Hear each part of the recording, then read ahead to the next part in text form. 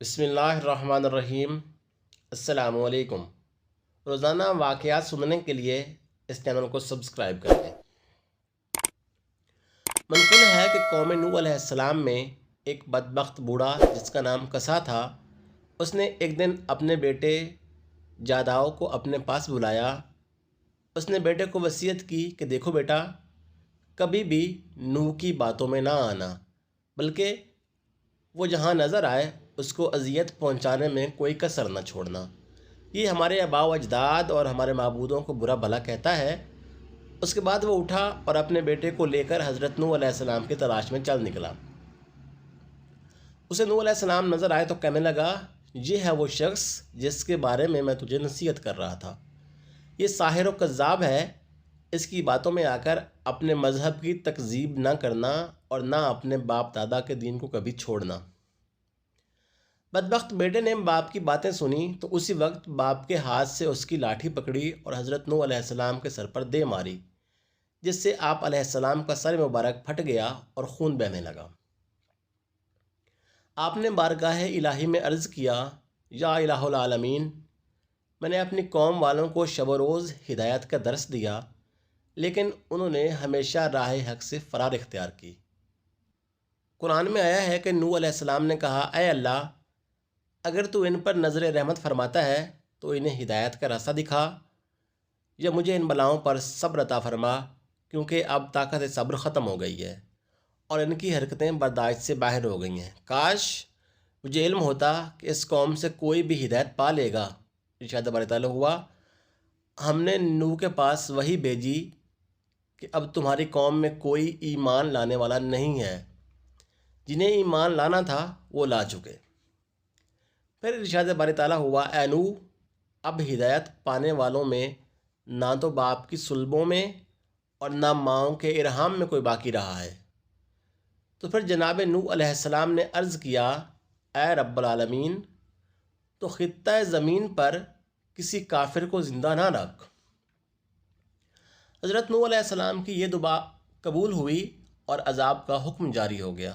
ناظرین، ابن کثیر علیہ رحمہ نقل کرتے ہیں کہ حضرت نوح علیہ السلام کی ولادت حضرت آدم علیہ السلام کی وفات کے 126 سال بعد ہوئی۔ آپ علیہ السلام کا شمار اللہ تعالیٰ کے ان جلیل القدر انبیاء میں ہوتا ہے جن کا تذکرہ قرآن پاک میں فرمایا گیا، اور قرآن پاک کی 28 سورتوں میں آپ کا ذکر خیر فرمایا گیا۔ آپ علیہ السلام نے پیغمبروں میں طویل ترین عمر پائی۔ اس کے باوجود آپ کا کوئی دانت نہ گرا اور نہ کوئی بال سفید ہوا۔ عبادت و ریاضت کا یہ عالم تھا کہ دعوت تبلیغ و رشد و ہدایت کے باوجود ہر دن و رات میں 1000 رکعت ادا کرتے، اور آپ ہی کو اس سلسلے میں اولیت حاصل ہے کہ آپ کی بد دعا سے امت ہلاک ہوئی۔ باوجود اس کے کہ آپ علیہ السلام کی قوم کے لوگ سخت اذیتیں دیتے، لیکن پھر بھی آپ ان کے ساتھ حسن سلوک فرماتے، یہاں تک کہ آپ ان کے گھروں میں جا جا کر تبلیغ فرماتے، جس کی وجہ سے لوگ آپ کو مجنون اور دیوانہ کہا کرتے تھے۔ منقول ہے کہ طوفان نوح علیہ السلام سے قبل قوم نے آپ کو اس قدر ایذائیں دینا شروع کر دی تھیں کہ وہ آپ کو اتنا مارتے کہ آپ کے اعضاء ٹوٹ جاتے اور آپ شدت تکلیف سے بے ہوش ہو جاتے۔ وہ آپ کو اٹھاتے، کمبل میں لپیٹتے اور اس خیال سے گھر پھینک جاتے کہ اب مر جائیں گے۔ کئی بار ایسا ہوتا کہ گھر میں پھینک کر اوپر پتھر بھی ڈال دیتے۔ رات کو جبرائیل علیہ السلام آ کر پتھر اٹھا کر پھینکتے اور آپ کو وہاں سے نکالتے، اپنے پروں کو زخموں پر ملتے، جس سے زخم فوراً ٹھیک ہو جاتے۔ اگلا دن ہوتا تو آپ پھر قوم کو گمراہی سے نکالنے کے لیے نکل پڑتے۔ تاریخ طبری میں ہے کہ حضرت ابن عباس رضی اللہ عنہ سے ایک روایت مروی ہے کہ اللہ تعالیٰ نے 480 سال کی عمر میں حضرت نوح علیہ السلام کو نبوت عطا فرمائی۔ 120 سال آپ علیہ السلام نے لوگوں کو اللہ کے دین کی طرف بلایا، لیکن قوم نے کسی بات کو بھی ماننے سے انکار کر دیا۔ پھر اللہ تعالیٰ نے آپ علیہ السلام کو کشتی بنانے کا حکم دیا، اور جب آپ کشتی بنا کر اس پر سوار ہوئے، اس وقت آپ کی عمر مبارک 600 سال تھی۔ پھر عذاب نازل ہوا اور تمام سرکش و نافرمان پانی کے عذاب میں غرق ہو گئے۔ حضرت ابن عباس فرماتے ہیں کہ نوح علیہ السلام کشتی بنانے کے 350 سال بعد تک زندہ رہے۔ حضرت کعب بن عبار رضی اللہ عنہ فرماتے ہیں کہ جب حضرت نوح علیہ السلام کی وفات کا وقت قریب آیا تو آپ ایک پہاڑ پر سیر فرما رہے تھے۔ حضرت ملک الموت روح قبض کرنے کے لیے تشریف لائے تو آپ کے پیچھے پہاڑ پر تشریف لے گئے۔ جب ملک الموت کا سامنا حضرت نوح علیہ السلام سے ہوا تو عرض کی موت کا وقت ہو چکا ہے۔ حضرت نوح علیہ السلام نے موت کی تکلیف کا تصور کیا تو زوردار نعرہ بلند کیا، حتیٰ کہ یہ سن کر جنگل کے تمام جانور جمع ہو گئے۔ پھر آپ علیہ السلام نے ملک الموت سے برائے تعلیم امت فرمایا، مجھے اتنی مہلت دی جائے کہ میں اپنے گھر والوں سے رخصت ہو لوں۔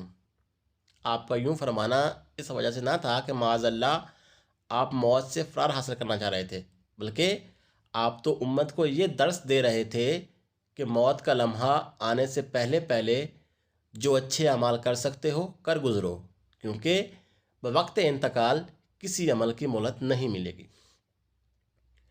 چنانچہ ملک الموت نے کہا کہ مجھے اس کی اجازت نہیں کہ مہلت دی جائے۔ یہ سن کر آپ علیہ السلام نے فرمایا کہ اس جنگل میں میری نماز جنازہ کون پڑھے گا؟ ملک الموت نے کہا، ابھی جبرائیل علیہ السلام ملائکہ کی ایک جماعت کے ساتھ سفر میں ہیں جو اسی مقصد کے لیے آ رہے ہیں۔ یہ معلوم ہوا تو آپ علیہ السلام وعدہ الہی کی تکمیل کے لیے رضامند ہو گئے۔ اسی اثناء میں حضرت جبرائیل علیہ السلام تشریف لائے اور دریافت کیا، اے انبیاء میں سب سے طویل عمر پانے والے، آپ علیہ السلام نے دنیا کو کیسا پایا؟ حضرت نوح علیہ السلام نے فرمایا، یہ دنیا اس مکان کی مثل ہے جس میں 2 دروازے ہوں، ایک سے داخل ہوئے اور دوسرے سے نکل گئے۔ اس کے بعد ملک الموت نے آپ علیہ السلام کی روح قبض کر لی۔ چنانچہ فرشتوں نے آپ کو غسل دیا اور وہیں آپ کی نماز جنازہ پڑھی گئی۔ کہا جاتا ہے کہ 7 آسمان کی مخلوق کسی کی وفات پر ایسا نہ روئی جیسا کہ آپ علیہ السلام کی رحلت پر۔ دعا ہے اللہ کریم ان کی برکت پر کروڑوں رحمتوں کا نزول فرمائے، آمین۔